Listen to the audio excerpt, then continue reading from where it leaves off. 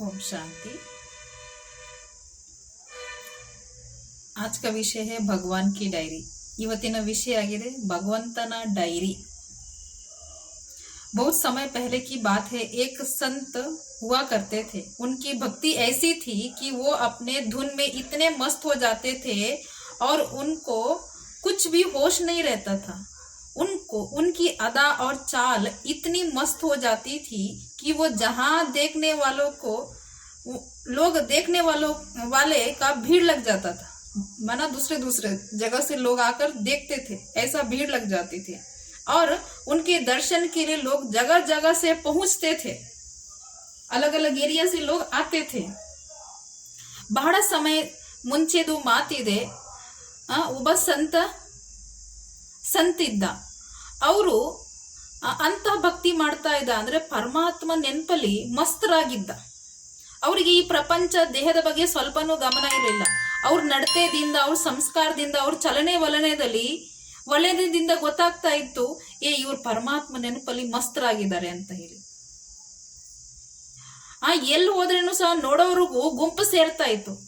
ಮತ್ತು ದರ್ಶನ ಮಾಡೋಕ್ಕೋಸ್ಕರ ಬೇರೆ ಬೇರೆ ಜಾಗಗಳದಿಂದ ಜನ ಅವ್ರ ಹತ್ರ ಬಂದು ತಲುಪೋರು. उसके चेहरे पर चमक सफाई साफ दिखाई देती थी कि वह संत रोज सुबह 4 बजे उठकर ईश्वर का नाम लेते हुए घूमने निकल जाते थे। एक दिन वह रोज की तरह अपने मस्ती में मस्त होकर झूमते हुए जा रहा था, तो रास्ते में उनकी नजर एक भगवान के दूत पर पड़ी। उस दूत के हाथ में एक डायरी थी। संत ने दूत को रोककर पूछा, आप यहाँ क्या कर रहे हैं और ये डायरी क्या है? ಆ ಸಂತದು ಚಹರೆದ ಮೇಲೆ, ಮುಖದ ಮೇಲೆ ಒಂದು ಸ್ವಚ್ಛವಾದ ಬೆಳಕು ಕಾಣಿಸ್ತಾ ಇತ್ತು. ಪರಮಾತ್ಮನ ಶಕ್ತಿ ಬೆಳಕು ಕಾಣಿಸ್ತಾ ಇತ್ತು. ಆ ಸಂತ ದಿನಾ ಬೆಳಗ್ಗೆ ಜಾವ 4 ಗಂಟೆಗೆ ಎದ್ದು ಈಶ್ವರದು ನೆನಪು, ಹೆಸರು ಸ್ಮರಿಸ್ತಾ ಇದ್ದ. ಮತ್ತು ಈಶ್ವರದ ನೆನಪಲ್ಲಿ, ಈಶ್ವರದ ಸ್ಮರಣೆಯಲ್ಲಿ ಅವರು ಎಲ್ಲ ಕಡೆ ಚಕ್ರ ಹಾಕೋರು, ತಿರ್ಗಾಡೋರು. ಒಂದ್ ದಿವಸ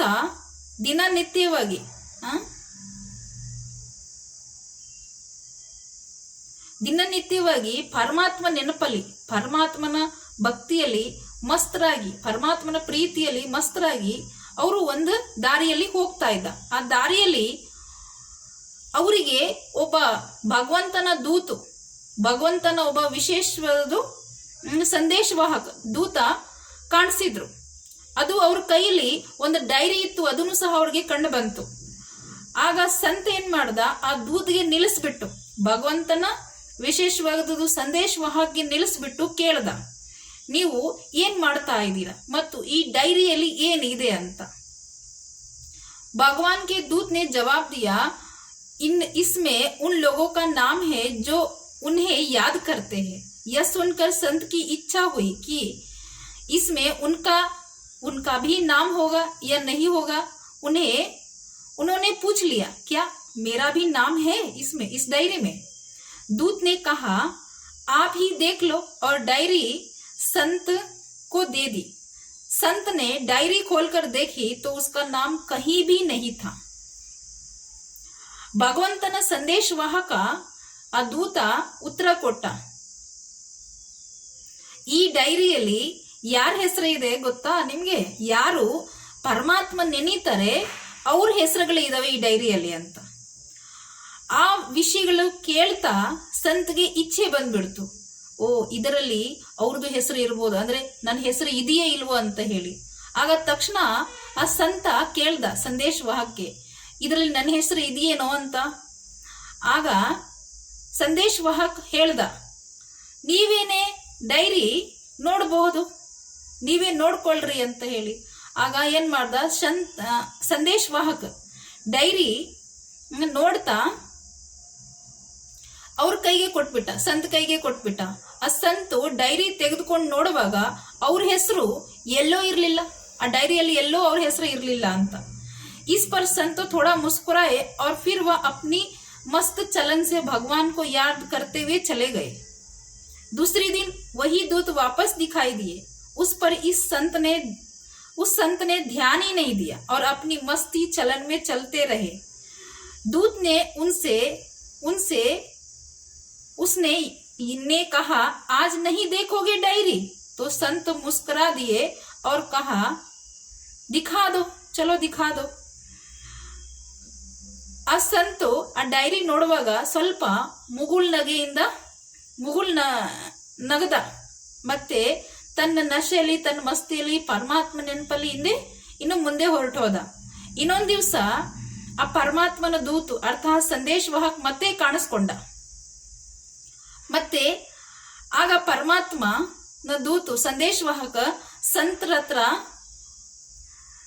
ಸಂತು ಆಗ ಏನ್ ಮಾಡ್ದ, ಹೋಗೋದು ನೋಡ್ತಾನು ಸಹ ನೋಡ್ದಿರಾ, ಗಮನ ಕೊಡ್ದಿರಾ ಅವರು ಇನ್ನು ಮುಂದೆ ಹೋಗ್ತಾ ಇದ್ರು. ಆವಾಗ ಸಂದೇಶ ವಾಹಕ್, ಪರಮಾತ್ಮನ ಸಂದೇಶ ವಾಹಕ್ ಯಾರು ದೂತ ಇದ್ರಲ್ಲ ಅವರು ಮತ್ತೆ ಇವ್ರ ಹತ್ರ, ಸಂತ ಹತ್ರ ಕೇಳ್ದ, ಏನೋ ಇವತ್ತು ನೀವು ನಿಮ್ಮ ಮಸ್ತಿಯಲ್ಲಿ ನೀವು ಹೋಗ್ತಾ ಇದ್ದೀರಾ, ಇವತ್ತು ನೀವು ಡೈರಿ ನೋಡಲ್ವೇ? ಆಗ ಸಂತು ಮುಗುಳ್ನಗೆದಿಂದ ಹೇಳ್ದ, ಪರವಾಗಿಲ್ಲ ತೋರ್ಸ್ಬಿಡ್ರಿ ಅಂತ ಹೇಳ್ದ, ತೋರ್ಸ್ರಿ ಅಂತ ಹೇಳ್ದ. जैसे ही डायरी खोलकर देखा तो उससे सबसे ऊपर उसमें उन्हीं संत का नाम था. उस पर संत हंसकर बोले, क्या भगवान के यहाँ पर दो डायरियां हैं? मेरा नाम कल तो था नहीं और आज सबसे ऊपर है. इस पर दूत ने कहा कि आज आप ने जो कल डायरी देखी थी वो उसकी थी जो ईश्वर से प्रेम करते हैं, और आज ये जो डायरी है वो उन लोगों के नाम है इसमें जिससे ईश्वर स्वयं प्रेम करते हैं. ಆಗ ಸಂತ ಡೈರಿ ತೆಗೆದುಕೊಂಡು ನೋಡುವಾಗ ಎಲ್ಲಕ್ಕಿಂತ ಮೇಲೆ ಆ ಸಂತದೇ ಹೆಸರೇ ಇತ್ತು, ಅವ್ರದೇ ಹೆಸರು ಇತ್ತಂತೆ.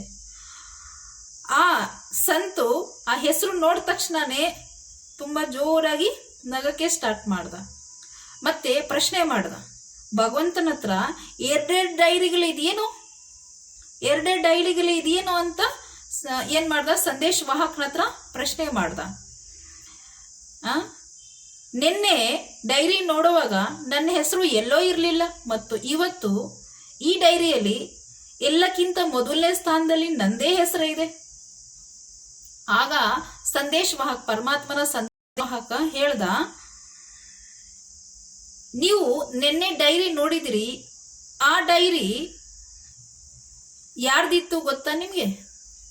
ಆ ಡೈರಿ ಯಾರು ಈಶ್ವರ ಮೇಲೆ, ಯಾವ ಜನ ಈಶ್ವರ ಮೇಲೆ ಪ್ರೀತಿ ಇಟ್ಕೊಂಡಿದ್ದಾರೆ, ಯಾರು ಈಶ್ವರಿಗೆ ಪ್ರೀತಿ ಮಾಡ್ತಾರೆ ಅಂತವ್ರ ಹೆಸರು ಇತ್ತು ಆ ಡೈರಿಯಲ್ಲಿ, ನಿನ್ನೆ ಡೈರಿಯಲ್ಲಿ. ಇವತ್ತು ಈ ಡೈರಿ ನೋಡ್ತಾ ಇದ್ದೀರಾ, ಈ ಡೈರಿಯಲ್ಲಿ ಯಾರ ಹೆಸರುಗಳಿದ್ದಾವೆ ಗೊತ್ತಾ ನಿಮ್ಗೆ? ಯಾರಿಗದ ಹೆಸರು ಇದೆ ಗೊತ್ತಾ ನಿಮ್ಗೆ? ಸ್ವಯಂ ಈಶ್ವರನೇ ಯಾರಿಗೆ ಪ್ರೀತಿ ಮಾಡ್ತಾರೆ ಅಂತವ್ರ ಹೆಸರು ಈ ಡೈರಿಯಲ್ಲಿ ಇದೆ. ಸ್ವಯಂ ಈಶ್ವರ ಯಾರಿಗೆ ಪ್ರೀತಿಸ್ತಾರೆ ಅಂತವ್ರ ಹೆಸರು ಈ ಡೈರಿಯಲ್ಲಿ ಇದೆ. ಅದರಲ್ಲಿ ನೀವು ಮೊದಲನೇ ಸ್ಥಾನದಲ್ಲಿ ಇದ್ದೀರಾ ಅಂತ. बस इतना सुनना था कि वो संत दहाड़ मार कर रोने लगा और रोते हुए ये कहते रहे कि हे ईश्वर, यदि मैं कल तुझ पर जरा सा भी निराश हो जाता तो मेरा नाम कहीं नहीं रहता, पर मेरे जरा से धैर्य पर तुमने मुझे इतना बड़ा पुरस्कार दे दिया. तुम सच में बहुत दयालु हो, तुमसे बड़ा प्रेम करने वाला कोई नहीं. और ऐसा कहते हुए संत बहुत देर तक रोते रहे.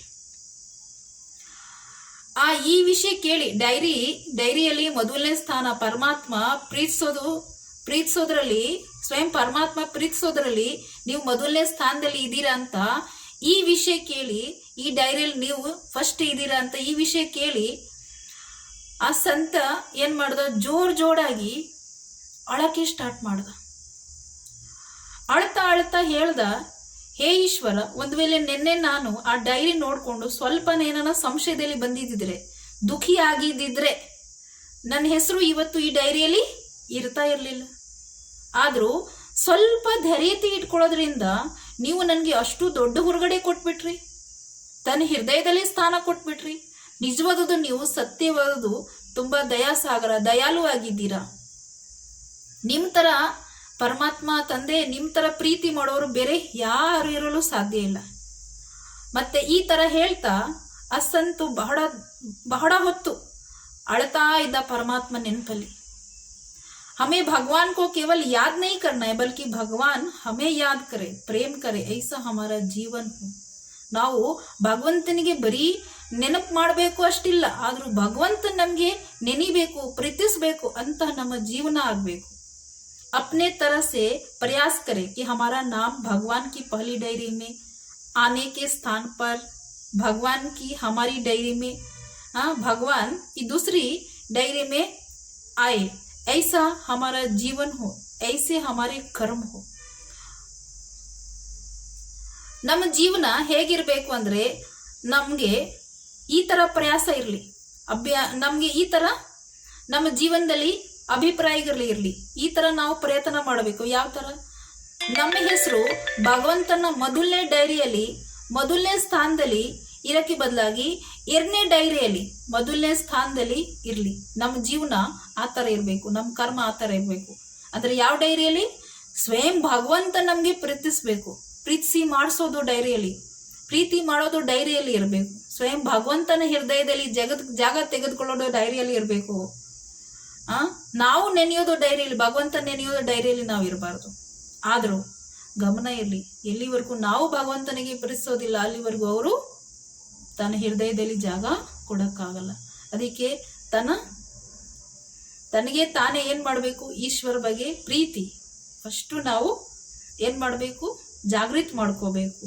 ಮತ್ತೆ ನಮ್ಮ ಜೀವನ, ನಮ್ಮ ಕರ್ಮ ಹೇಗಿರ್ಬೇಕು ಅಂದ್ರೆ ಪರಮಾತ್ಮ ನಮಗೆ ಪ್ರೀತಿಸೋ ತರ ಇರಬೇಕು. ಓಂ ಶಾಂತಿ.